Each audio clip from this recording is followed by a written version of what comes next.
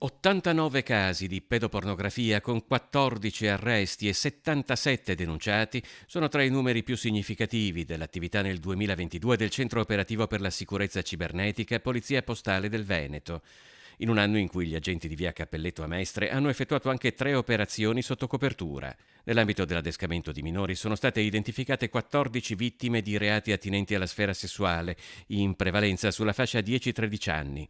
Nel variegato campo delle minacce via web sono stati trattati 102 casi, con 22 denunciati e 13 perquisizioni. Nel corso del 2022 gli agenti hanno trattato anche 1221 episodi di attacchi informatici a privati ed aziende, con 15 soggetti denunciati. Sono stati infine 949 gli episodi riconducibili a truffe di varia natura.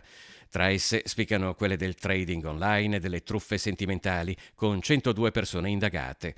All'appello non mancano però nemmeno le frodi, come le rapine, il furto di corrispondenza e gli attacchi agli sportelli ATM degli uffici postali. Particolare attenzione è stata posta anche nei riguardi dei fenomeni eversivi e terroristici postati in rete, con risultati evidenti e qualitativamente importanti, comunicati poi agli organi investigativi di livello superiore per le successive attività di investigazione.